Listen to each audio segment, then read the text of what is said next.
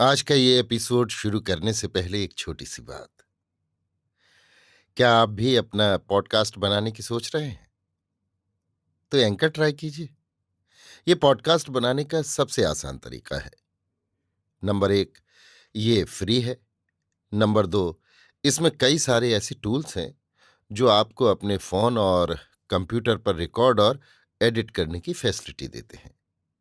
Number 3, आप अपने podcast को डिस्ट्रीब्यूट भी कर सकते हैं, जिससे इसे स्पॉटिफाई और दूसरे प्लेटफॉर्म पर सुना जा सके।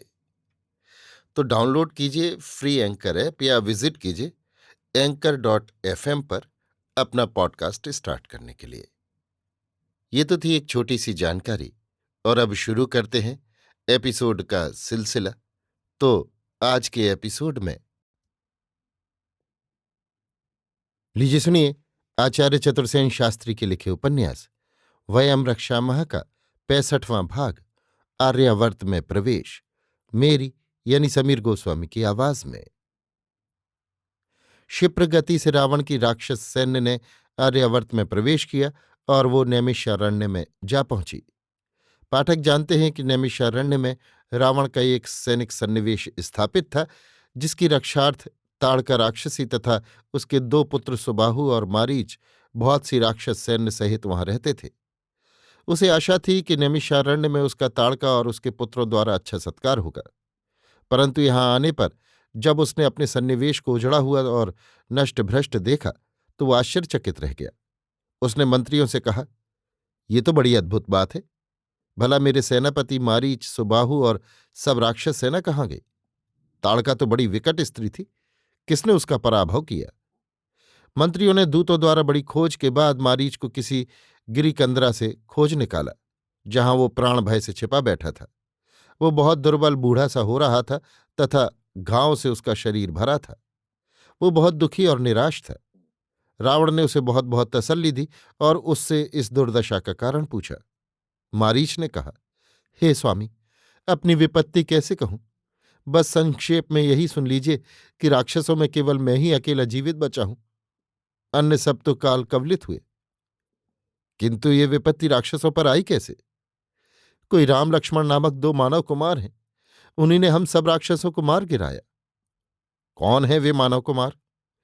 सुना है कौशल राज्य के राजकुमार हैं।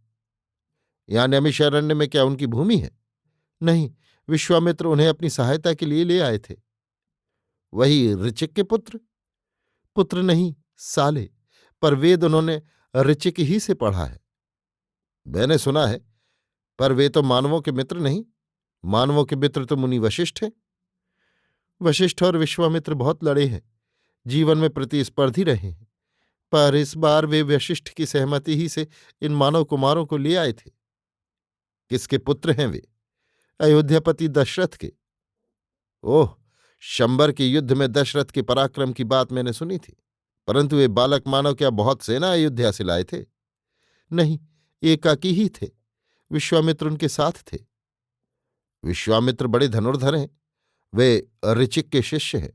ऋचिक की गरिमा मैं जानता हूं, परंतु विश्वामित्र और इन बालकों ने क्या समूची राक्षस सेना का विध्वंस कर दिया? ऐसा ही लज्जाजनक कांड हो गया रक्षपति।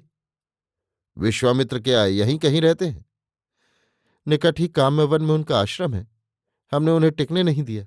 निरंतर हमने उन पर आक्रमण किए, उनकी यज्ञ विधि भंग की, बलात् मद्य और बलि पशुओं की आहुति उनके यज्ञ कुंडों में दी। विश्वामित्र ने विरोध नहीं किया, शस्त्र ग्रहण नहीं किया? नहीं, वे शस्त्र ग्रहण नहीं करते। दक्षिण कौशल के पराभव के बाद जब से उन्होंने ऋषि पद ग्रहण किया, तभी से वे शस्त्र ग्रहण नहीं करते हैं। इसी से वे मानव कुमारों को ले आए। इसी से। क्या नाम बताया उनका? राम लक्ष्मण। इतना शौर्य है उन बालकों में? उन्होंने बात की बात में एक ही बाण से माता ताड़का को 100 धनुष दूर फेंक दिया और वो रक्त वमन करके मर गई। इस पर जब मैंने और सुबाहु ने राक्षसों की सेना लेकर उन पर आक्रमण किया तो उन्होंने बड़े ही हस्त लाघव से सारे राक्षसों को काट डाला। सुबाहु भी उसी युद्ध में खेत रहा। मेरे ये अधम प्राण किसी भांति बच रहे, सो मैं असहाय पर्वत कंदराओं में वन्य पशु की भांति छिपकर दिन काटता रहा और आपके आगमन की राह ताकता रहा। अद्भुत है, अकल्पित है, श्लाघनीय है। अभिनंदन करता हूं उन मानव बालकों का। अब कहाँ है वे किशोर? मिथिला के शीरध्वज ने जनकपुरी में अपनी पुत्री का स्वयंवर रचा है। विश्वामित्र के साथ दोनों कुमार वहीं गए हैं। ये शीरध्वज क्या कोई बड़ा आर्य है? मानो ही के वंश में है। और उसकी वो पुत्री त्रिलोक सुंदरी है, सीता उसका नाम है। शीरध्वज ने कृषि यज्ञ द्वारा उसे प्राप्त किया था। तेरे वचनों से मेरी अभिलाषा उन दोनों मानव बालकों तथा उस त्रिलोक सुंदरी सीता को भी देखने को उग्र हो उठी है। आकर्षण का एक विषय भी है। वो क्या? वहां एक पिनाक धनुष है। शीरध्वज का प्रण है कि जो कोई उसे चढ़ाकर बाण संयुक्त कर सकेगा उसी को वो त्रिलोक सुंदरी पुत्री देगा। वहां क्या बहुत राजा आए हैं? आर्यावर्त और भरत खंड के प्रायः सभी राजा गए हैं।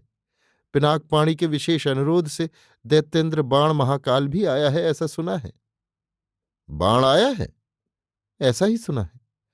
ठीक है, अच्छा संयोग है, मैं भी जाता हूं। क्या सैन्य सहित? नहीं, एकाकी। एक बार उस पिनाक धनुष को देखूंगा, उन मानव बालकों को भी और उस त्रिलोक सुंदरी को भी, परंतु मैं छद्म वेश में जाऊंगा। क्या ये चिंत नहीं है? मेरे स्पर्शु के रहते? मेरा कहना है सुरक्षा के लिए कुछ भट अवश्य साथ लेने चाहिए। नहीं, किंतु राह कितने योजन है? 11 योजन सुना है, परंतु देखा नहीं है। यहां से 3 योजन पर शोण नदी पार करके जाना पड़ता है। राह में कुछ राज्य सीमाएं भी है? नहीं, कौशल राज्य से विदेह राज्य मिला हुआ है।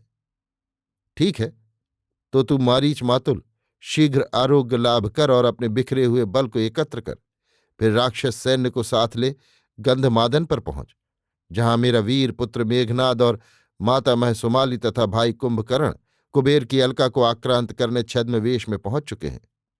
सब ज्ञातव्य बातों को जान और देवाधिदेव रुद्र से परामर्श कर अलका को आक्रांत करने को तैयार रहे। तब तक मैं आता हूं।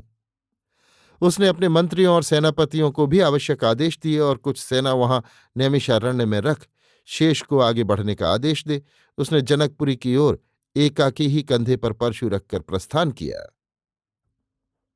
अभी आप सुन रहे थे आचार्य चतुर्सेन शास्त्री के लिखे उपन्यास वयम रक्षामः का 65वां भाग आर्यावर्त में प्रवेश, मेरी यानी समीर गोस्वामी की आवाज में।